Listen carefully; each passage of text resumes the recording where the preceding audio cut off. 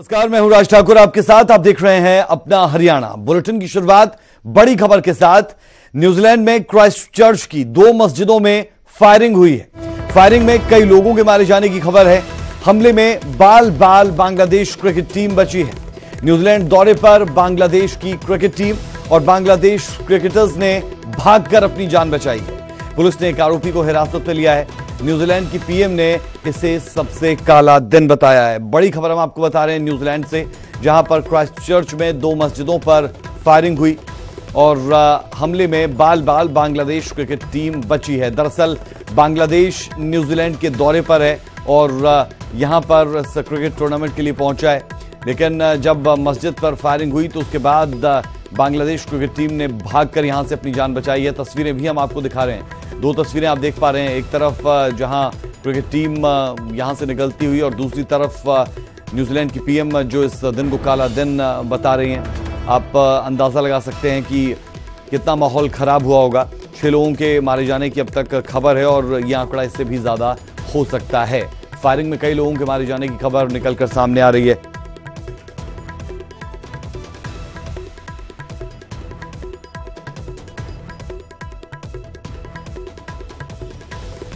और चलिए अब आपको दिखाते हैं बांग्लादेश क्रिकेट टीम के ओपनर तमीम इकबाल इस पूरे वाकयात के बाद ट्विटर के जरिए क्या बताना और कहना चाहते हैं। Entire team got saved from active shooters, frightening experience and please keep us in your prayers. दुआओं में याद रखने के लिए कह रहे हैं और शूटर्स की तरफ से जिस तरीके से हमला किया गया उस पर वो खुशी जता रहे हैं कि कम से कम उनकी टीम सुरक्षित है और इस तरीके के अनुभव के बाद बस वो यही कामना करते हैं कि पूरा मुल्क, पूरी दुनिया उनकी मंगल कामना की दुआ ज़रूर करेगी।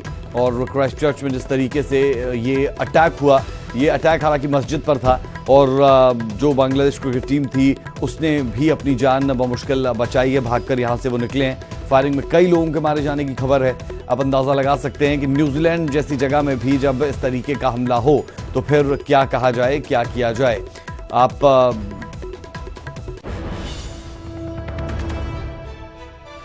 Agencies are already convening in Wellington. I will be looking to meet with them as soon as I land. It's my expectation that once I arrive and have been briefed, I intend to speak again publicly after that point.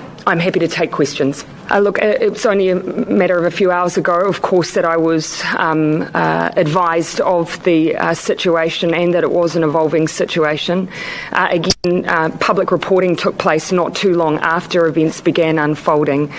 But as to the precise details, at this stage I'll wait until I have a bit more of precision from a briefing directly from the police when I arrive in Wellington. तो New Zealand की PM को आपने सुना और काला दिन, आज के दिन को न्यूजीलैंड के लिए उन्होंने बताया क्योंकि 6 लोगों की जान जाने की खबर अब तक सामने आई है। आंकड़ा बढ़ने की बात भी हो रही है। चलिए रुक कर रहे हैं बड़ी खबर का। यमुनानगर में बता दें कि जो टेस्ट मैच था वो भी स्थगित कर दिया गया है और लाजमी भी है कि जब ऐसा बड़ा कोई वाकयात होता है तो उसके बाद ऐसी चीजों को स्थगित कर दिया जाता है और बांग्लादेश क्रिकेट टीम जो इन तमाम चीजों के बीच से निकल रही है। अब बड़ी खबर की तरफ रुख कर रहे हैं। यमुनानगर में 10 किलोमीटर तक का लंबा जाम लगा है। सोम नदी पर पुल बंद होने से यह लंबा जाम लगा है। पुल का एक बड़ा हिस्सा काफी हद तक नीचे धंसा है। हरियाणा हिमाचल को जोड़ने वाला ये पुल है। सोम नदी पर बना हुआ ये पुल, जर्जर पुल को प्रशासन ने बंद कर दिया है। NH 73 पर प्रशासन ने इस पुल को बंद किया। ईंटों की दीवार बनाकर प्रशासन ने खानापूर्ति की। हमने कल भी आपको तस्वीरें दिखाई थी और जो दीवार के नाम पर मजाक किया गया था वो वाकई में हास्यास्पद था। उस पर हंसी भी आएगी, गुस्सा भी आएगा और सिस्टम की लाचारी पर और ज्यादा गुस्सा आएगा इन तस्वीरों को देखने के बाद भी। जब कल हमने आपको तस्वीरें दिखाई थी तो वहां पर इस पुल को जिस तरीके से बंद किया गया था वो वाकई में हास्यास्पद था। एक ईंटों की कच्ची दीवार बना दी गई थी और वहां से उम्मीद की जा रही थी कि गाड़ियां ना जाए। और अब जो आज की तस्वीर वो ये कि करीब 10 किलोमीटर तक का लंबा जाम लग चुका है। प्रशासन की लापरवाही से एक बार फिर से लोगों को दो चार होना पड़ रहा है। हम लोग इस वक्त सोम नदी के पुल पर खड़े हैं और ये आप देख सकते हैं कि पुल को रोक दिया गया है। आपको बता दें कि ये जो रास्ता है ये यमुनानगर जगाधरी से होता हुआ पौंटा देहरादून के लिए जाता है और ऐसे में प्रतिदिन यहाँ से सैकड़ों हजारों वाहन जो हैं इस रास्ते से होकर गुजरते हैं। लेकिन अचानक प्रशासन ने आज यहाँ पर पुल के दोनों तरफ दीवार खड़ी कर दी है और इसका मेन कारण है पुल के ऊपर से प्रतिदिन हजारों टन ओवरलोड वाहन जो थे वो गुजरते थे। ऐसे में बोर्ड जरूर लगा था कि ओवरलोड वाहन इस पुल से ना गुजरे, लेकिन अभी भी इस पुल से लगातार वाहन गुजरते रहे और आज ये ओवरलोड वाहन के चलते ये पुल भी इसकी भेंट चढ़ गया और ऐसे में अब इसका खमियाजा आम जनता को भुगतना पड़ रहा है। तिलक भारद्वाज, न्यूज़ 18 हरियाणा, यमुनानगर। तो ये तस्वीरें पूरी कहानी बताने और समझाने के लिए काफी है। बहरहाल अपडेट्स के लिए रुख करते हैं यमुनानगर का। तिलक भारद्वाज हमारे साथ जुड़े हैं। तिलक, जब इस तरीके से किसी पुल को बंद किया जाए तो उसकी वैकल्पिक व्यवस्था की जाती है, क्या वैकल्पिक व्यवस्था की गई और अब हालात क्या? 10 किलोमीटर तक के लंबे जाम की बात की जा रही है, क्या इस जाम को खुला पाने में प्रशासन कामयाब रहा? जी राज, मैंने कल इस बात का जिक्र किया,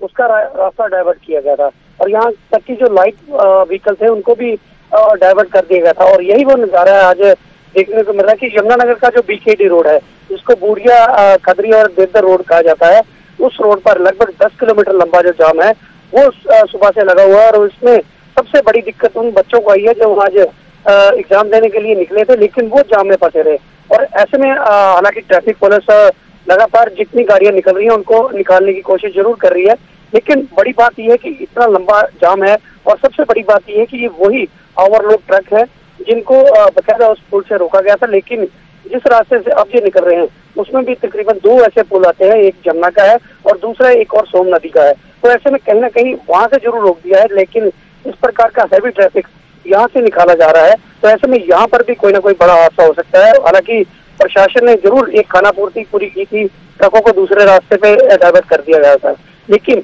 एक खतरे को छोड़कर दूसरा खतरा जो है वो प्रशासन कहीं ना कहीं मोल ले रहा है और ऐसे में जो गांव के रास्ते हैं उनमें जो पुल बने हैं उन रास्तों से कहीं ना कहीं ये हैवी जो ट्रैफिक है वो निकल रहा है। जी राज, बहुत शुक्रिया इस जानकारी के लिए। अपडेट्स के लिए हम लौटेंगे आपके पास, लेकिन ये तस्वीरें बता रही है कि जगह जगह ट्रक फंसे हुए हैं। सोम नदी पर बना पुल धंस रहा है, उसी को दूर करने के लिए कोई हादसा ना हो इस पुल को बंद किया गया था, लेकिन बंद किस तरीके से किया गया था वो भी आप देख पा रहे हैं।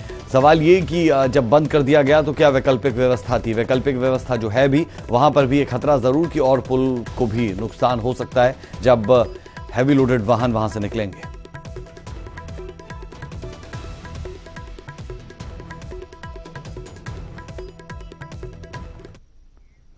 अमृतसर में देर रात धमाकों की आवाज सुनाई दी है। विमानों की मूवमेंट की आवाज से घरों के शीशे तक टूट गए। आसपास के लोगों में दहशत का माहौल इस पूरे मंजर के बाद जरूर दिखा। पुलिस मौके पर पहुंची और पूरे घटनाक्रम को लेकर फिलहाल कुछ भी स्पष्ट नहीं हो पा रहा है। पुलिस को जानकारी नहीं है, सेना ने भी कुछ स्पष्ट नहीं किया है।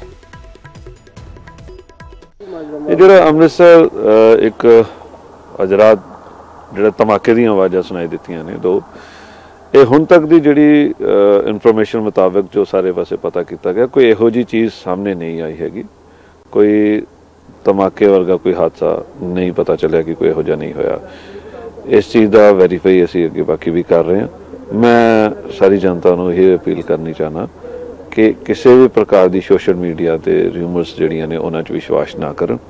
सारे पासे माहौल ठीक है, पैनिक क्रिएट करने की कोई लोड़ नहीं है। ये हो सकता है कि किसी प्रकार का कोई सुपरसोनिक जेट जिहड़ा हैगा ओहदी आवाज़ ओहदा बूम तो क्रिएट किया होवे, ओहदे नाल जिहड़ी आवाज़ हुई होए। बाकी वेरीफाई